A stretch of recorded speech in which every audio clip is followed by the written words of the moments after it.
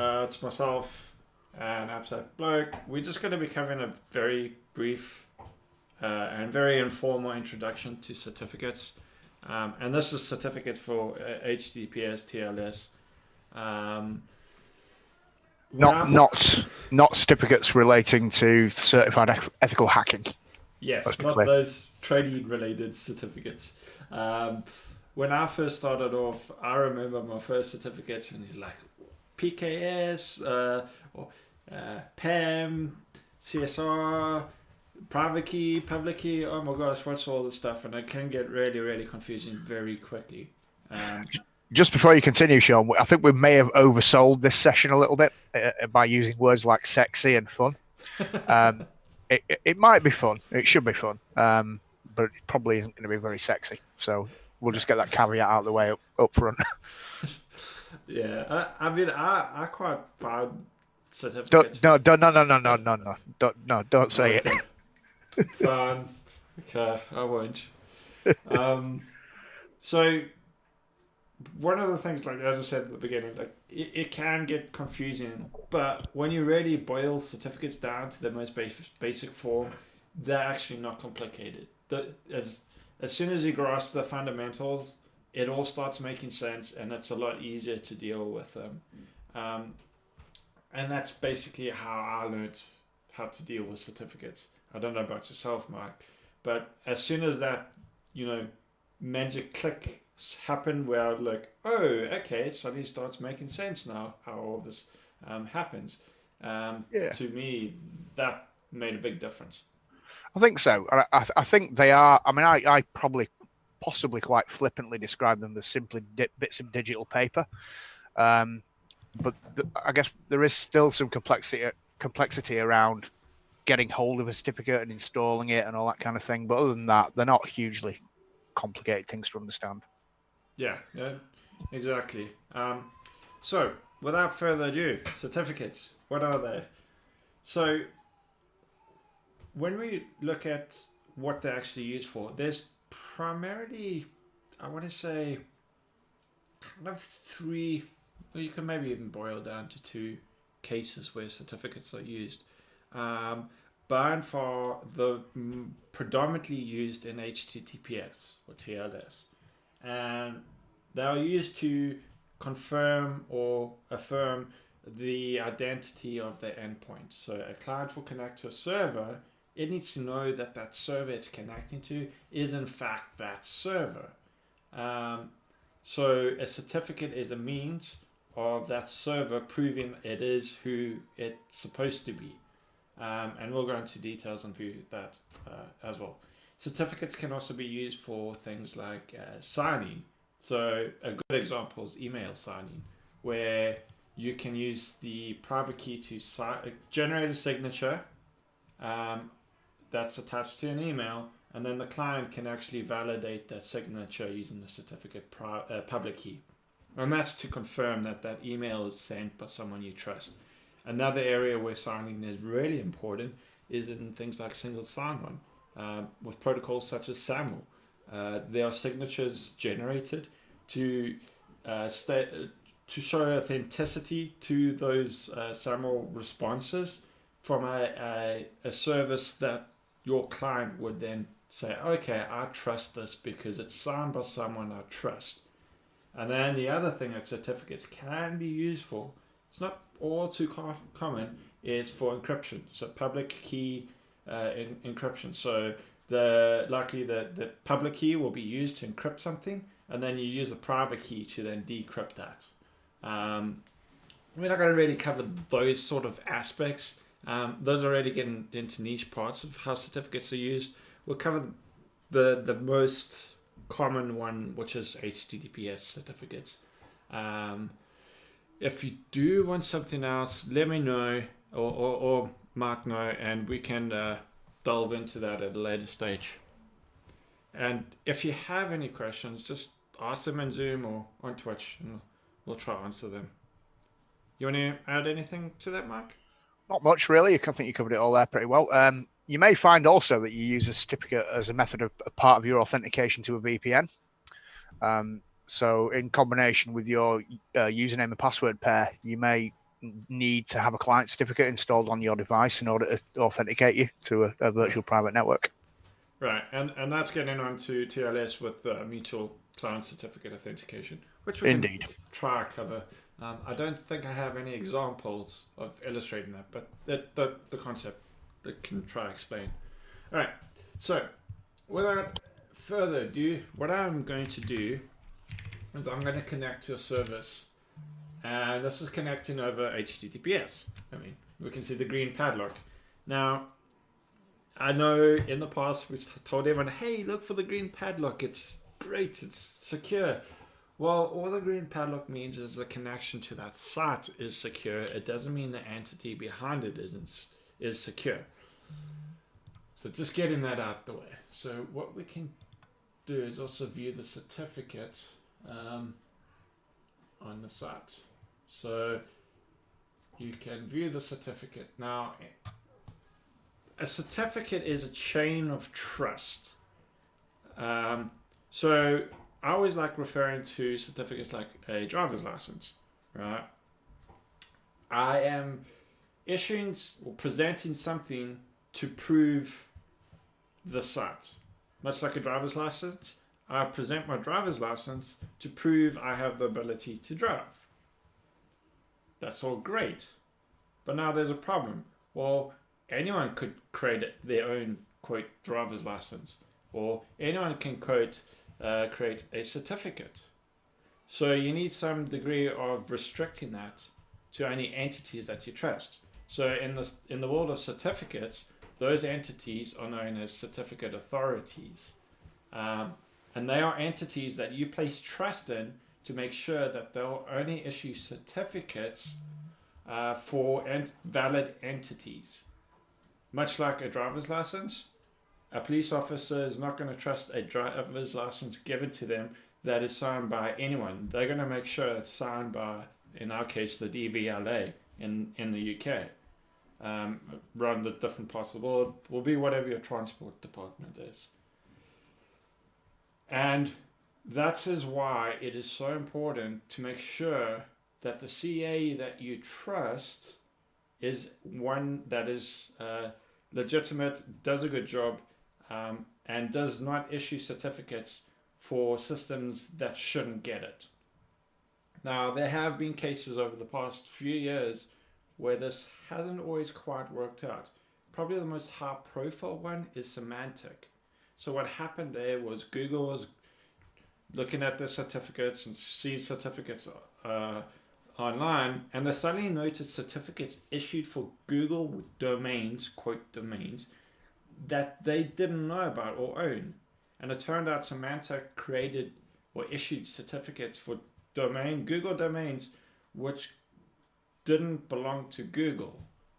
And that immediately raised questions like, what's going on? And it was found that Symantec had some challenges, is maybe one way of putting it, around the way they issued certificates and validated the certificates, which we'll get onto certificate validation. And that resulted in two things. The first, Symantec were kind of in a way forced in some way or another. I don't know if forced is the right term, but they eventually sold on their PKI, the entire PKI infrastructure, which included things like Thought, onto DigiCert, as well as one of the outcomes of that whole situation was a new technology or feature of certificates called the certificate transparency log. And the certificate transparency log is a feature where any certificate issued by a third-party CA, so your common ones like GoDaddy, DigiCert, Thought, those have to be published to two CT logs, certificate transparency log auditors. I think one has to be held with Google. I'm not too sure, could be wrong, but I'm pretty sure it's two. But anyway, it doesn't really matter.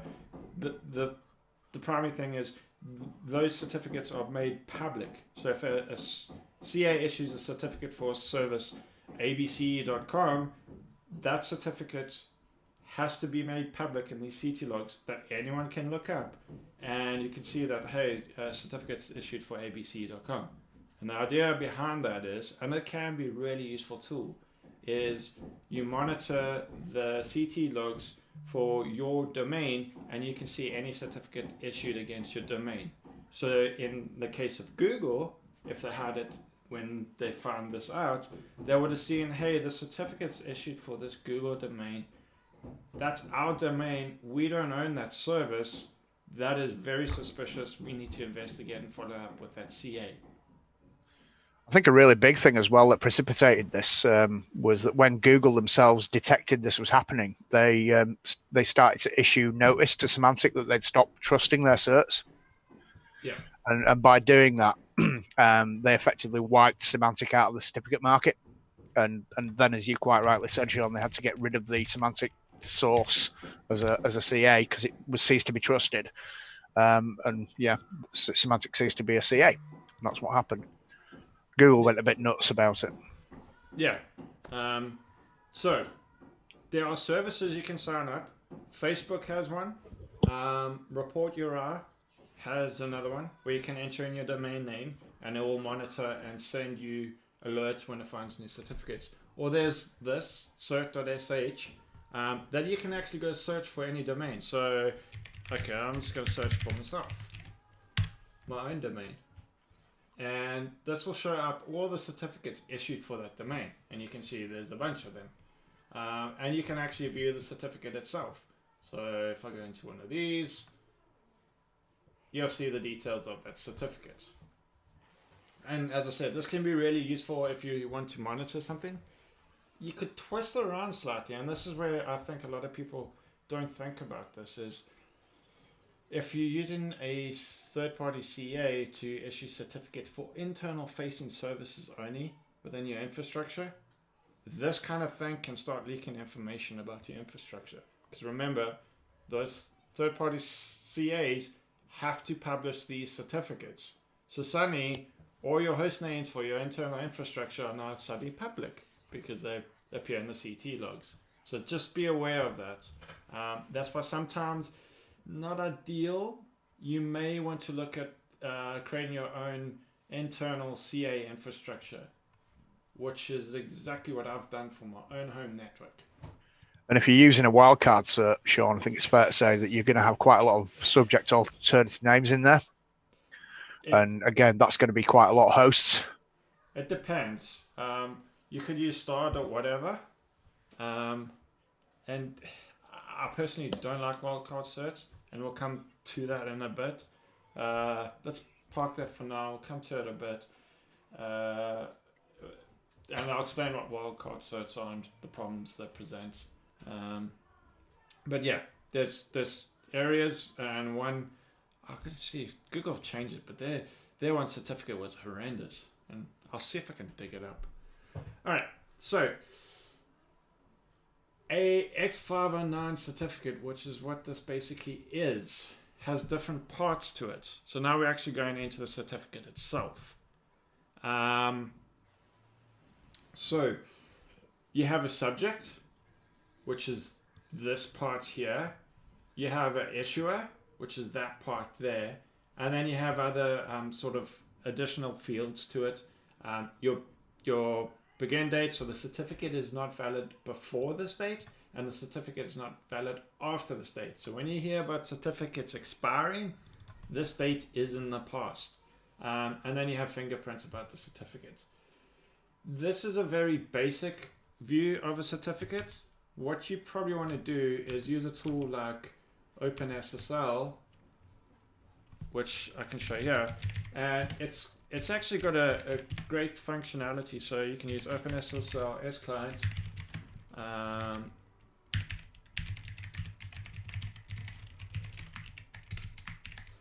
So I'm going to connect to call.shawnwright.com on 443. I'm parsing in dev now because I'm just going to connect to it and drop the connection.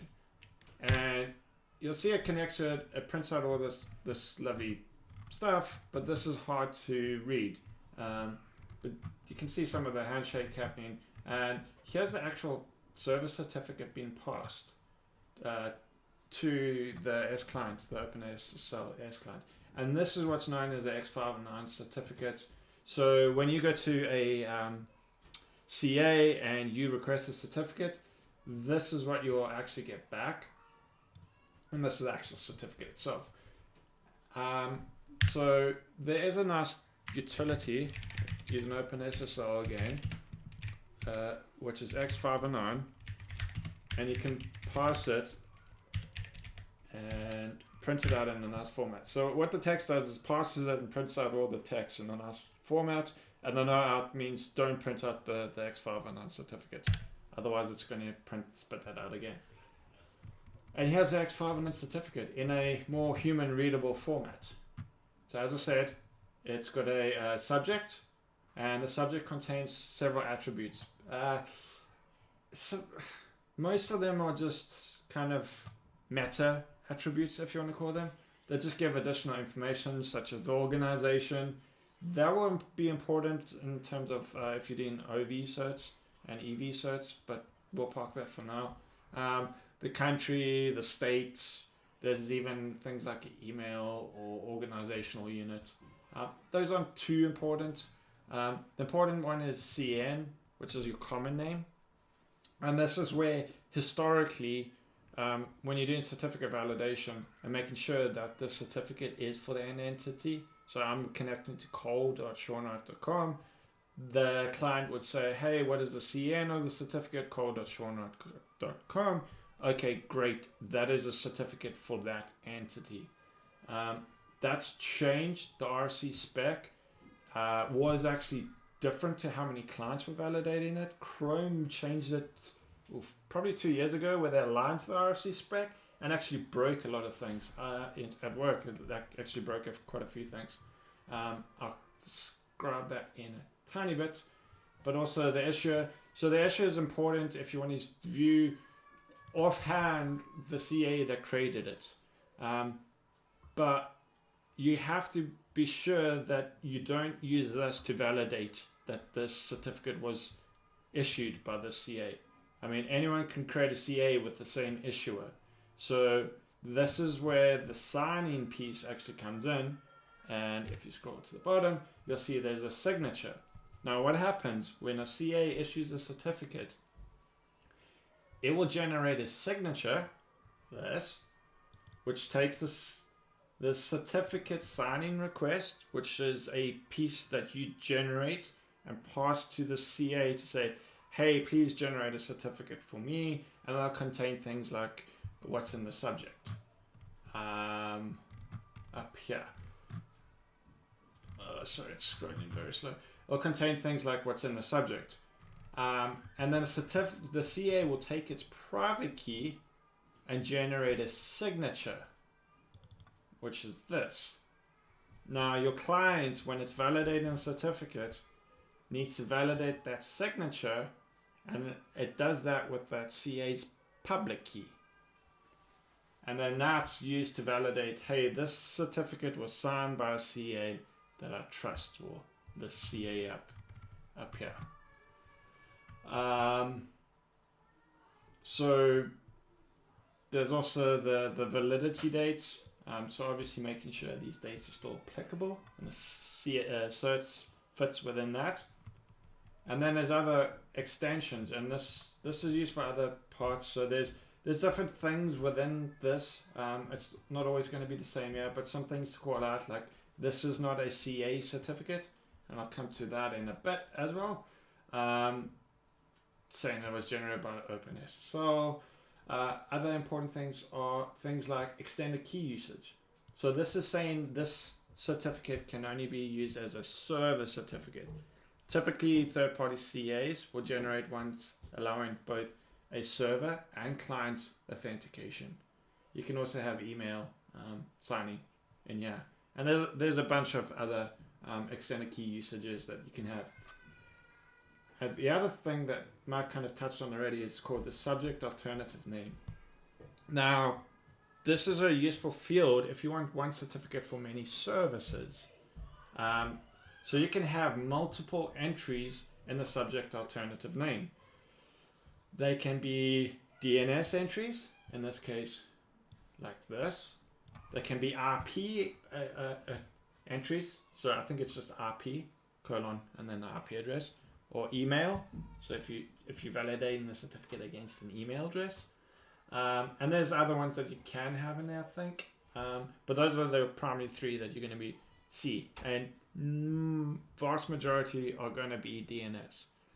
And when I refer to the RFC spec and validating the host name, Chrome will now look for the DNS entry in your SAN field and compare that to the host name that the client used or you entered in your browser to connect to, and make sure that they match. So, any questions while I pause there? A point from Will, just around, does anybody remember when CRT.sh broke? Actually not aware of that, but that's Apparently interesting. 2 billion certs. That doesn't surprise me. Yeah. It Rings a bell with me. Rings a bell. I'm pretty sure it was like either a year or a couple of years ago that it happened. Yeah, it was quite serious. Yeah. And the thing to remember with CT logs, it's not like this year. Yeah. Right. They don't get cleared. So you're just gonna have it growing and growing and growing and growing. So I don't know if there is a requirement how long they need to appear in there, but the other problem with CT logs and then the volume is the time period of certificates is decreasing. So we're going to see more and more and more certificates. So going back a few years, certificates could be valid for 5 years. Now it's 2 years. The likes of Let's Encrypt, it's 90 days. There's a push to get other certs down to a year. So that means it's going to be more and more certificates.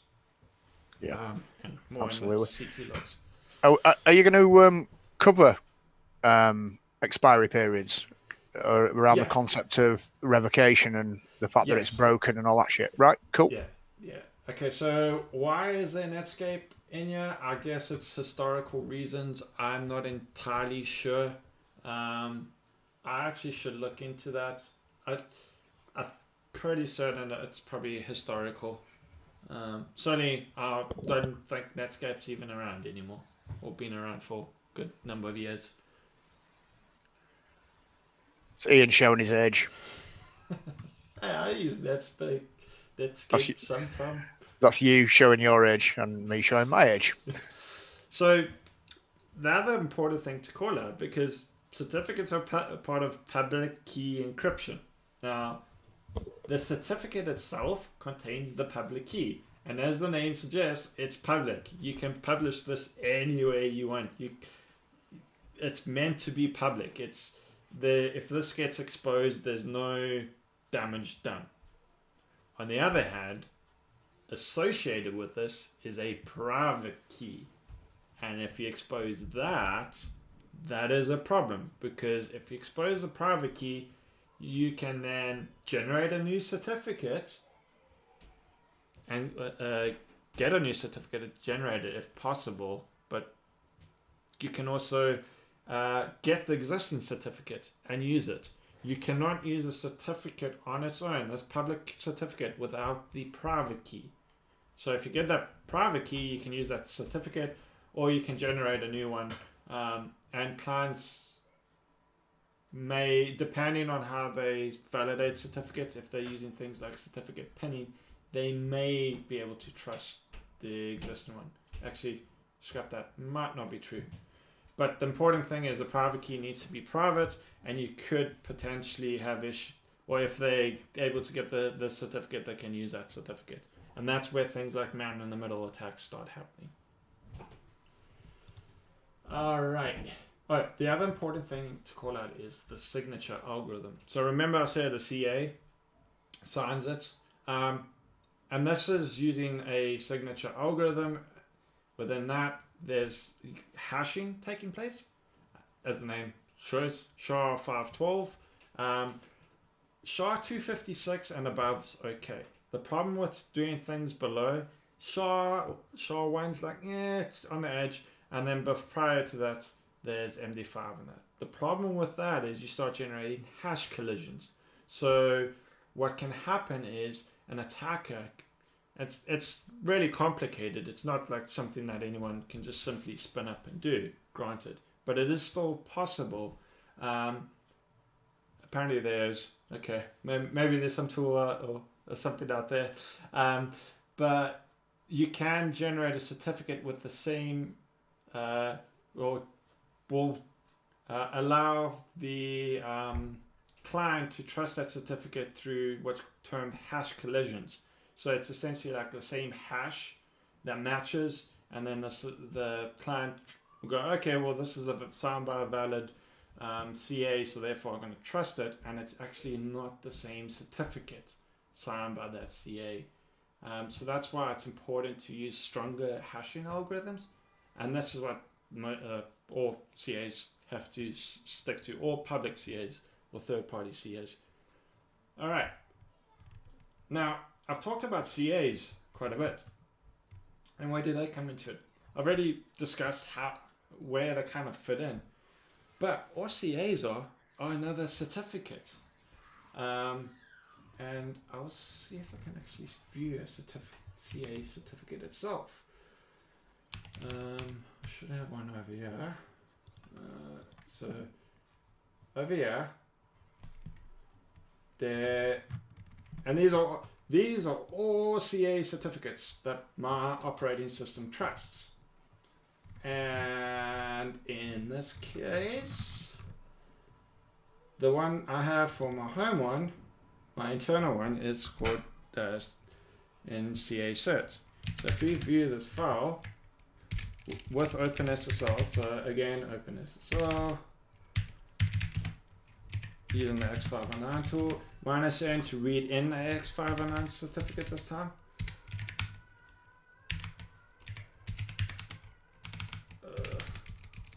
What's not working? A lot of background noise. Matters.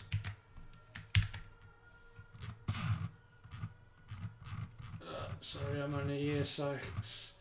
I think it's slow. Text. No. Probably need to do it.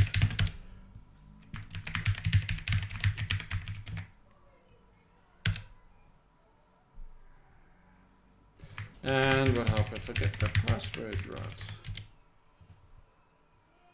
What? Ah, I'm in the wrong directory. Sorry. While you're doing that, Stu made a really good point about how many RSA private keys are available in GitHub and places like GitHub. Yeah. It's absolutely bonkers, and they are reasonably easy to find. A really big problem. So the cert itself is not an issue; it's the private key that you got to worry about. Absolutely, yeah, absolutely. So, yeah, don't check in your private key to any source repo. Protect it. You lose that private key, the cert's busted. All right, so this is a CA, and as you notice, it looks very much the same as a service certificate. The important things to call out is, as you notice here, this is defining it as a CA certificate, as well as extended usage. So you can see it can sign certificates and sign CRLs. CRLs we can come into a bit. It's about the point about Mark made about revocation. But these two bits mean that this can sign, this issue certificate, and it's a CA. That's it. So you know when you're going off and paying $700 for a certificate, I can do the same with OpenSSL, which I still don't know why they can justify $700 for a certificate. Still trying to wrap my head around that, but anyway. It's FUD, Sean. It's FUD, man.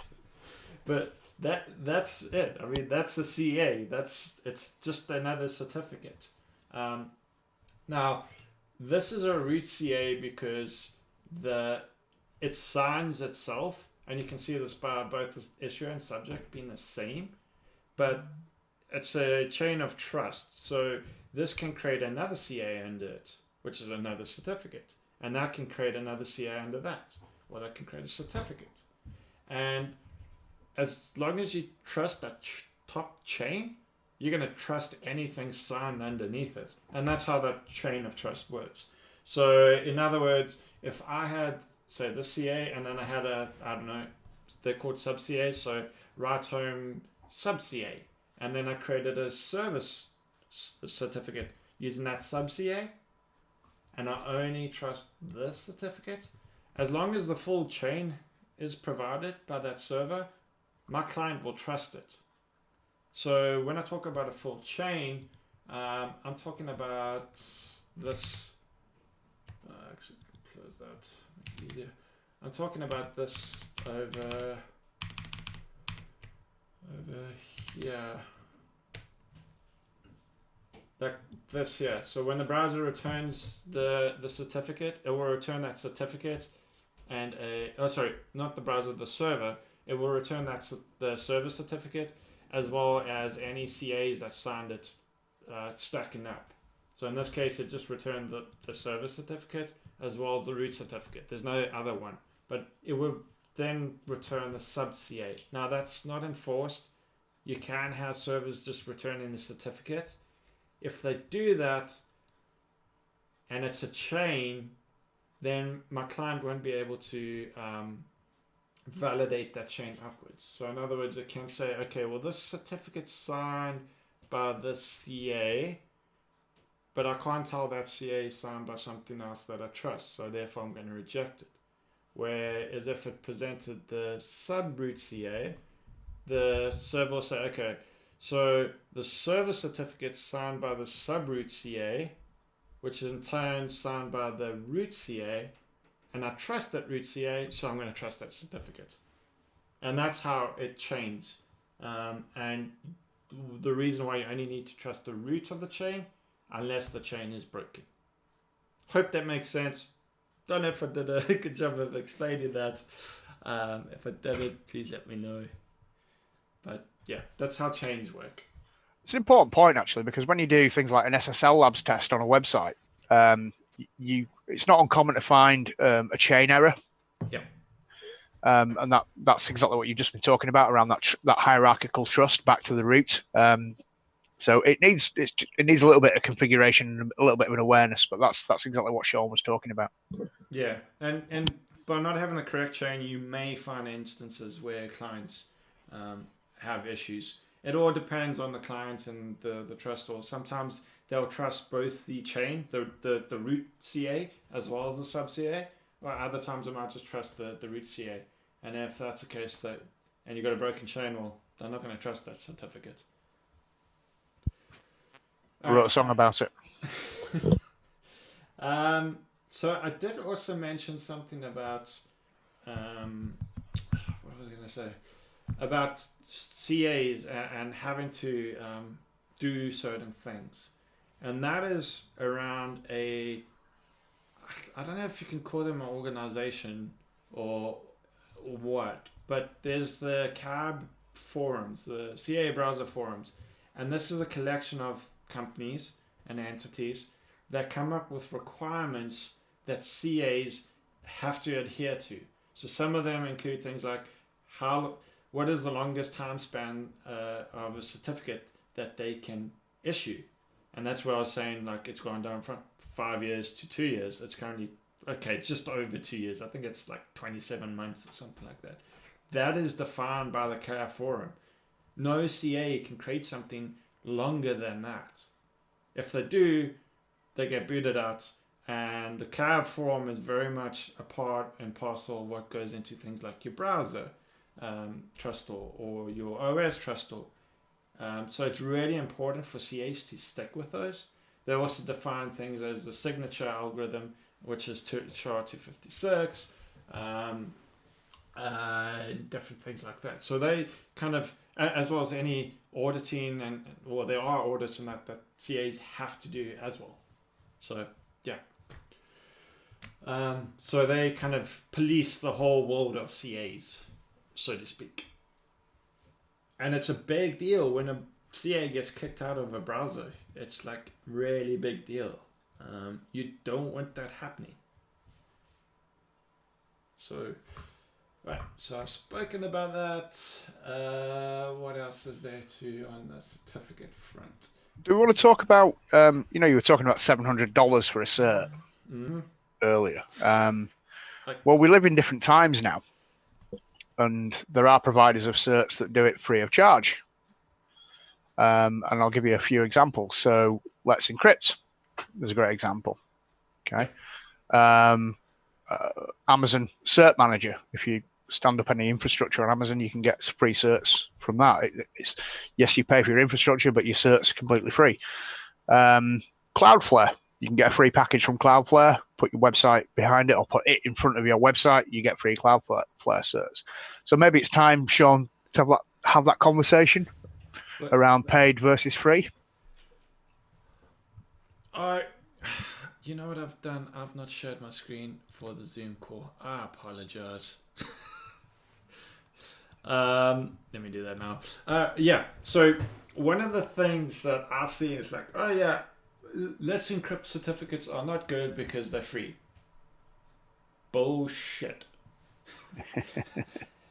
The reason why I say that is, as I mentioned before, the CAB forum, they have to adhere to the exact same standards as any of the other paid for certs out there. They have to have the same audits.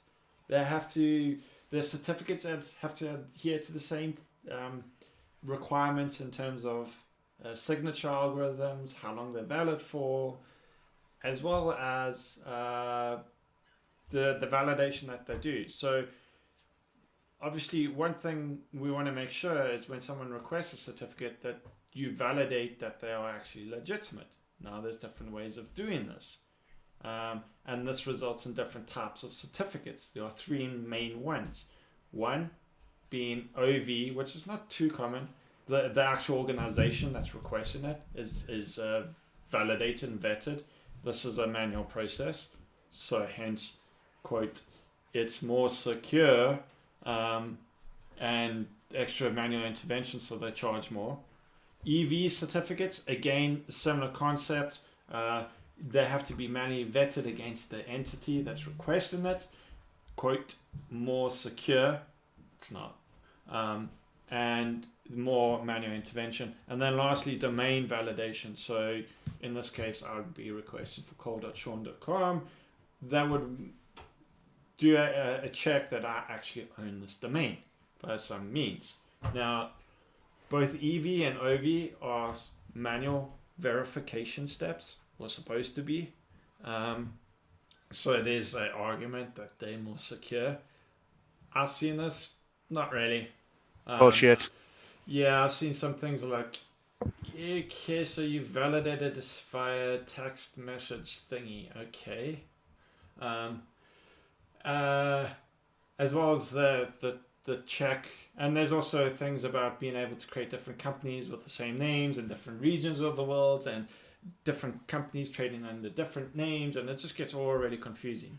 But another really important point is that Google and I believe Mozilla have now completely removed the EV indicator from browsers anyway. Yeah, and I don't think anyone paid much attention to them anyway. No, so that the idea for those listening that you have that like green chip thing that's got appsetbloke.com or whatever in the address bar or next to the address bar was designed or intended by the CAs to give people that added level of assurance that the site was who they said they were, so apple.com or whatever. But Google took the unanimous or unilateral decision to basically declare it was a pointless exercise and removed it. So actually having an EV cert on your website doesn't give any level of comfort to a user at all. You have to actually delve into the cert to find that it's EV. It's not obvious and overt to you. Well, not even that. As I mentioned, companies trade under different names and that. So I think one of the banks was a good example. It's like you're trading as a completely different name to the name that you're actually hitting. So unless you go off and do a whole bunch of your own investigation, how do you know that's a valid organization for that cert? So yeah. Well, Twitter had the same thing. I mean, I think Twitter.com had EV for a while, and you could see that it had EV. But I think Troy Hunt was saying that Twitter.com.au in Australia didn't have a EV, so you had no idea. Yeah, I mean, it relies on the human client side validation more often than not, and you require on people with a lot of technical skills to validate that and do their own homework. It's just not going to pan out well. Yeah. So if you look into it, don't waste your money on EV certs. Rather focus on DV certs. One of the problems that been argued, and I can kind of see this, DV certs, the vast majority are validated via automated way. This is why they cost less, or argument for them costing less. Yeah, I can see that being used in an argument, but I think it suffices well enough. There is the argument that, sorry, Sean, to interrupt you there. There is an argument that people raise periodically that, well, it means that people standing phishing sites up can do it easily and get a certificate and et cetera, et cetera. But really, nobody ever argued that a cert provides authenticity. That's not what a cert does. Yeah. It's never been about that. It's about securing the connection. And it goes to the padlock, where it just means the connection to that site is secure, but Absolutely. The person behind that site, who's operating that site, may or may not be legitimate. Now, there's a whole debate and argument how we work that out and how we do that. If you manage to do that, I think you'll make yourself a lot of money.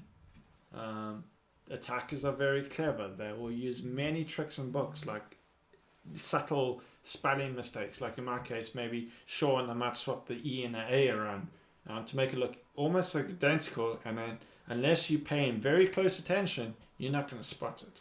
Yeah. So don't rely on the fact that you get a padlock. And actually, there are moves. I know Google are considering absolutely deprecating the whole padlock idea. That's on their plan, I believe. And give no actual visual indication of a secure site, but only give a visual indication of an unsecure site. Right. Yeah. And that's what I understand is in their plan. So what it relies on you being is diligent to the point of looking at the other indicators, like you were saying there, Sean, about like typo squatting and all that kind of stuff. And just general diligence around other things apart from the HTTPS connection that you've got. Yep. Exactly. So that's validation. Now, I did see a mention made about CRL, and this is something that we kind of already touched on, is revocation. Revocation is broken. So one of the problems with CRL, which is a certificate revocation list, and what this is kind of as the name implies, it's a list of certificates that have been revoked. So revoke meaning this is a bad certificate, no longer use it, ignore it, reject it, whatever. That's great until you have a list, and that list is growing bigger and bigger and bigger and bigger. So every time you hit a site and you will need to download that list, the page might be under meg, but you're downloading like an 80 meg file. That's just not going to scale. So that's why I like certificate revocation lists. CRLs are out. It's just not scalable. And when we get moving towards a internet of everything being encrypted or HTTPS by default, yeah, it's just never going to scale. So one other thing out there that came along is called OCSP, Online Certificate Status Protocol. I think that's what it stands for. And the idea behind this is when you hit a site, your browser will then go off to the OCSP, which is in the certificate. That's defined in the extended their extensions. And then it'll query and say, hey, is this certificate still valid? That's all great, but that's done over plain HTTP. So what an attacker could do is drop that and drop that request. So now you got a scenario where you could have attacker dropping legitimate browsing to legitimate sites because they can just simply drop those requests if you say, okay, if the request is dropped, don't trust the certificate. Or you can say, ignore it if it gets dropped. Well, then you're not really doing a check anyway, so you're not gaining much. So that's why OCSP is not really working. Now there are other things coming on like OCSP stapling and all that. I'm not 100% sure how they work, but they also have their own quirks and flaws, as well as the adoption is not great on them. The biggest thing by far that will win in terms of this, in my opinion, is the reduction in the lifetime of a certificate. And by that I mean the private key. So today we're 2 years. Let's Encrypt's 90 days, 3 months. If we start decreasing that, that means if a certificate is ever compromised, and more importantly, if the private key is compromised, because that's most likely the case of causing a certificate to be revoked, the private key was leaked. Yeah, I've got a story to tell about that. If the certificate is revoked, if the private key is compromised, you want to force it to generate a new private key. So, if you have a private key that's valid for 2 years and you compromise that on day one, well, guess what? You have that private key valid for 2 years. You can use that certificate for 2 years. And as we've learned, revocation is not exactly great. So there's very little you can do for 2 years. Just hope that certificate doesn't get used. Whereas if you, I don't know, have it valid for a week, well, they can only use that certificate now for a week. So that's why I think it's really important to move that private key lifespan further down. And the only way we're going to do that is with automation. And that's why things like Let's Encrypt's great, because it has automation protocol behind it called Acme. I forgot exactly what the acronym stands for, but basically it's an RFC spec. It's a protocol for issuing and generating and renewing certificates in an automated manner. So to the end user, it doesn't matter if that certificate's valid for 90 days, 10 days, 1 day, whatever. It makes no difference because it's just automatic, happens in the background. They don't need any interaction. And that's where I think, thank you, automatic certificate management environment, Acme protocol, is I hate using the term game changer, but it really has, in my opinion. It's made a huge difference. So if you go look at the adoption of Let's Encrypt, free has got a lot to do with it, but it's not everything. Before Let's Encrypt came along, there were free certificates you could get out there. Komodo, which is now Tigo, they used to offer free certificates. There was nowhere near the adoption that you have now with Acme and Let's Encrypt.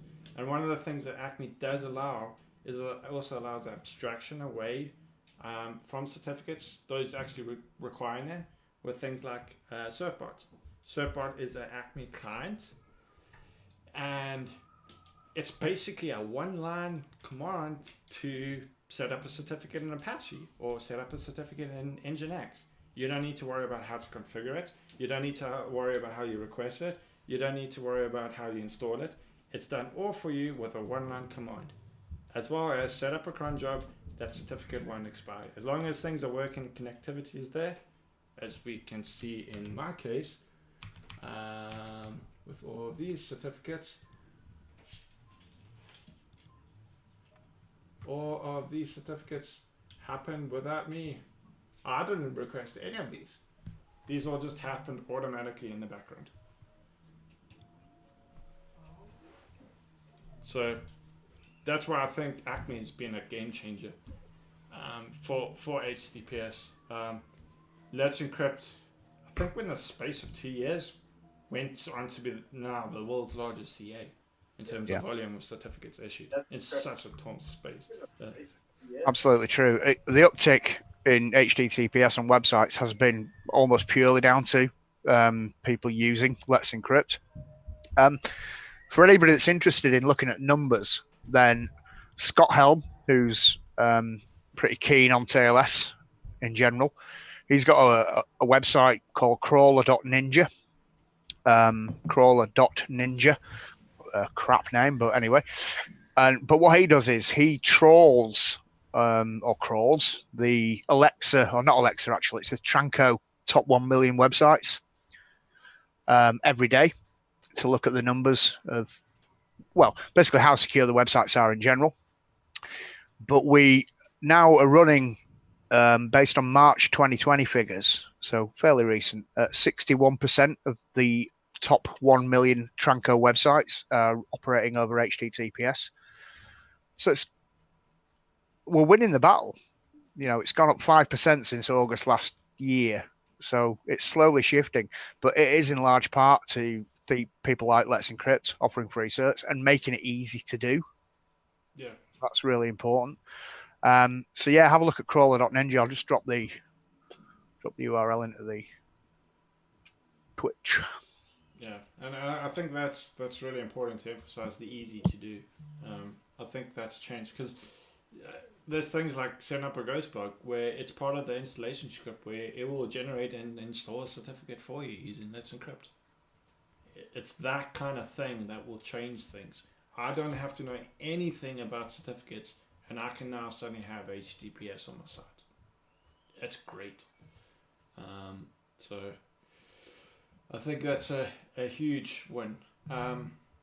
So there was one other thing that I was going to touch on, and this was where you mentioned client certificates. So going back to, I'll see if I can actually see it in here.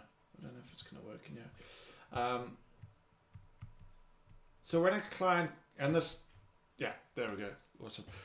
When a client connects to a server, you do a TLS certificate validation. It will connect to the server will present its certificate, the client's going to check that certificate, say, okay, yes, this is valid, I'll trust it, allow the connection.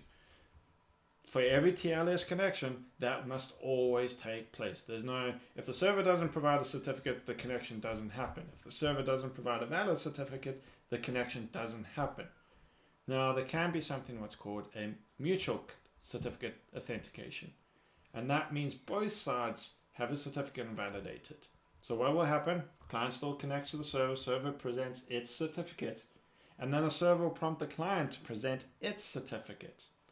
Now there's three ways that this can happen. One, the client can present no certificate, and the server won't the server won't prompt for certificate, and that's just a normal, typical, like when you connect using your browser to say Google. The server can prompt for a certificate, but it's optional. So the client may or may not present a certificate, and the client may or may not present, or that certificate may or may not be valid. If that's the case, and it's not valid, the connection will still be allowed to happen, as well as if it's valid. So an example on this is maybe you're doing a authentication to some identity system, and you have a certificate-based authentication, and the certificate you present is invalid. Well, then it'll go, okay, well then log in with your username and password. That's an example where there's an optional client certificate authentication. And then the last is the mandatory. So the server does prompt the client for a certificate, and it does expect a valid client certificate. So we'll validate the client certificate and say, yes, the certificate is valid, carry on, or no, it's not, drop the connection. Client certificate validation is not as clear cut as server certificate. So when a client connects, you can see, okay, match the host names. Typically, you still use host names, but it's not very clear. Often the server will have its own quirks, an own way of validating that client certificate. And I haven't really touched on this, so I think it's important to touch on what I'm talking about validation is how you validate a certificate. So to me, in the order of importance, you validate certificates. Three things you need to do to validate a certificate. One, the certificate has been issued by a CA that you trust. Now, trust means you have a trust or you have a collection of CAs. So, for example, this operating system. Actually, let's go to browser. So in Firefox, you can actually view this list. If you go to your settings,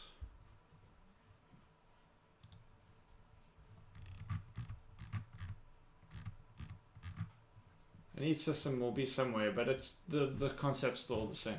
And you have a whole list of certificate authorities that you trust. So this is called a trust store. These are all the CA certificates that Firefox trusts. So any certificate server that's signed by the CA or sub-CA underneath it and the correct chain is passed, Firefox will trust. So you need to validate that. And that's really important, because if I don't validate that, well, then I can just create my own certificate that matches the next two criteria. And that is making sure that the host name matches the host name that I'm trying to connect to. So in this case, when I could go to blog.seanwright.com, my client will validate that, hey, this certificate matches blog.seanwright.com. And as I already touched on this, it should be in the subject alternative name, especially for Chrome. Traditionally, it was a subject common name. Some clients still use this, so they might validate this first, and then if that's not there, look in the DNS. Chrome will look in the DNS first, this area first, and there may be multiple entries. So again, look here. Some clients may look here, and then look to this if it's not there. If it's there, then it's valid. If it's not there, then reject it. And then the last thing, make sure the dates are valid. Primarily, that the certificate has not expired. Now, as in the beginning said CA, obviously if I don't validate the CA, I can create a certificate that matches, the hostname matches, it's still valid, and the client will trust this. And I've seen this many times in many systems, and many Stack Overflow answers. I've got this error with a certificate. What should I do? I'll just do this, and it's code to disable certificate validation. If you do that, you may as well not worry about using HTTPS, because you're wasting your time. Certificate validation is one of the most fundamental parts of a TLS connection. If you do not do that and do not do it properly, you are making yourself vulnerable to man in the middle, the very thing that TLS is meant to prevent. So certificate validation is really important. All right. Any comments to that, Mark? No, I think you've done good there. I've got a question here. What are the thoughts? This is from Will. So, what are your thoughts on code signing certs? Like in the Operation Shadowhammer by Winter Group, using ASUS code signing certs. So I guess, and he's followed it up with the main question is, how can malware authors sign their code with certificates, sometimes from legitimate firms? Yeah, so one way is, it's kind of already been mentioned on the Twitch stream. Organizations check these code signing certs, or maybe the private key, into Git. And those repos are suddenly public. And that's leaking the private key. That's probably, I think, the most common way that I know. Another way that I've seen is they'll ship the private key on the device software that they're installing. Whether it's intentional or accidental, I think that's happened a few times as well. So I think the vast majority is leakage of the private key. You might even have a disgruntled employee say, you know what, I've had it with the company, I'm going to get the private key, so let put on the dark web or whatever and get a bunch of money. Because unlike a service certificate, a code signing certificate can be very dangerous. That code signing certificate is used to, as the name suggests, sign the code, say this code is authentic, you can trust it, it's something that you can trust to install. And this is really important when you're talking about things like Windows, especially, where you have driver code signing certificates. So they sign the bits of the software or drivers that interact with the OS. And as you can imagine, if you get some bad software in there, a bad quote driver or malicious driver, portraying itself to be a legitimate driver, you can do a lot of bad things. Absolutely. So a private key for a large organization on the dark web, I imagine, would go for a pretty penny. So there's that. There's also misissuance. There's also, we saw this with curveball, or like you like to phrase it, Mike, let's decrypt. And that one gets like a bit more and out of there, and that it was just basically the way Windows validated the certificate using elliptic curves, which was all mathematics and all of that. So not really relying on modulus and hashes and that, but elliptic curves and all that kind of stuff. And there was a vulnerability in the way it validated that. So it meant that an attacker could then generate their own certificate using special wizardry from the gurus who know a lot more than I do, but there were proof of concepts out there. And allowed you to create your own certificate. I actually created a blog about this. Your own certificate that portrayed itself to be a legitimate, authentic certificate that Windows would look at and say, hey, I trust this certificate, this is great, I'm going to trust. So you could use that to sign software, and then Windows would trust that software and install it, no issues, and you can have like malware on the system. So hopefully that answers your question, Will.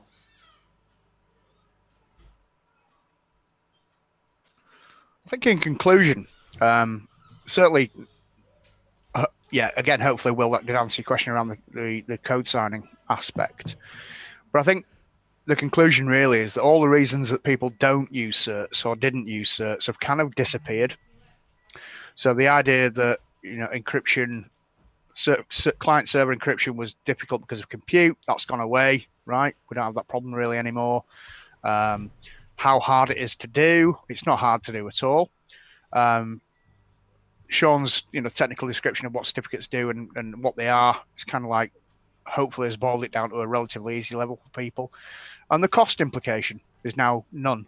Okay, so actually there are more reasons to use certificates now than there were previously, maybe 4, 5, 6 years ago. In actual fact, if I want to be blunt, there are no excuses, and that's really the key takeaway, I think, from my point of view. Yeah, I agree, especially with things like Let's Encrypt. That's kind of removed a lot of the it's too complicated, it's too difficult. There's also a lot of content out there helping people, explaining it. Well, Stu made a point before he had to leave, which was that his wife set up a site and was able to get a certificate as the platform she was using actually had native integration with Let's Encrypt. So I'm guessing that's just push button cert. Yeah. I mean, as I said, if you go look at Ghost, the Ghost setup is Let's Encrypt's part of it. It's like, do you want a certificate? Yes. Enter in the start name, blah, blah, blah. That's it. Yeah. Dead easy. Yeah. You don't have to know any of the stuff that I've been explaining tonight to have a valid, secure certificate that costs nothing. Yeah, it's absolutely true. I mean, you've shown the wiring under the board, which I think it's obviously super interesting for people, but the implementation of a cert isn't complex. It's not hard to do. Everybody should do it. The fundamental part of certs is you have an issuing authority, which in itself is a certificate that can have sub-authorities under it that in turn issue a certificate. That's it. There's a private key, there's a public key. The public key is within the certificate. Those are the fundamental parts. I think also where people get complicated is the different formats. So all the stuff I've shown today is around PAM, which is the most popular especially when you're configuring web servers like Apache Nginx. There's also a format called JKS or Java Key Store. And you use a key tool to interact with that, but the same principles still apply. Or there's PKCS12. Again, that's more Microsoft type world, but again, the same principles still apply. Even PKCS7. It's still very much the same principles and all that. The same validation, the same issuance. The one thing I didn't touch on, just really quickly, so when you generate a certificate, I mentioned you create a private key. So that private key you generate, you can use something like OpenSSL. There's countless examples online, so if you search, or even most of the CAs will have examples of how to generate this yourself. The next bit is you generate the CSR, which is a certificate signing request. So the private key will sign that. And that is actually what you provide the CA. So the CA never ever touches your private key. Like the private key must always hide away and never be dealt out. The CSR is what the CA uses to then generate the certificate. That has all the information it needs. So things like that in order to generate the certificate. Sorry, I didn't call that out explicitly, but I thought it was important.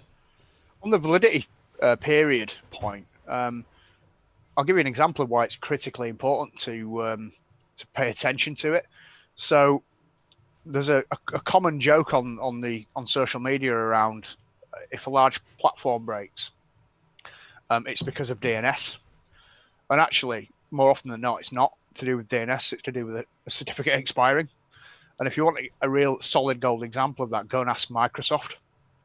Because almost a couple of times a year, in fact, Microsoft forget to renew a cert. And you'd think they'd know better. But what happens is their entire Azure platform goes offline and the world can't play Xbox or the world can't log into 365. And it's all because of an expired certificate. So actually, I quite cheekily, whenever a big thing goes down, people go, it's DNS, and I'll always chip in with, no, it's not, it's an expired cert. And guess what it is? It's an expired cert. It's very common. It's a really common problem, but it can be absolutely devastating to an organization. Oh, yeah. I mean, Firefox had one where the extensions wouldn't work because of an expired cert. Yeah. It certainly, expired certs are not a fun thing, especially when you're going to rely on a third party to then issue that new certificate. But exactly right. But then it goes back to the point that you and myself have made around automation, with Acme Protocol and stuff like Let's Encrypt and Amazon Cert Manager and things. You can just forget about it. Once you've set it up, it just works. Yep. And then you get emails if there's something wrong that goes with that automation. You can look. And that's in good enough advance notice as well. So Agreed. It's good. I think that covers most of certs. I know we were going to talk about the top 10 myths from what was it, Trustico or whatever. Trustify. I think we've run out of time, Sean. To be honest. Yeah. But I think we made it quite sexy. I hope so. Bore everyone to death. If I did, I apologize. But hopefully it's useful. I mean, going back to the roots where I learned about certificates, this is kind of how I did it. It may or may not be the right way. It may or may not help people. Hopefully it does. But yeah. Awesome. I guess that's us then. Thanks, everyone. Yeah, thanks for your time.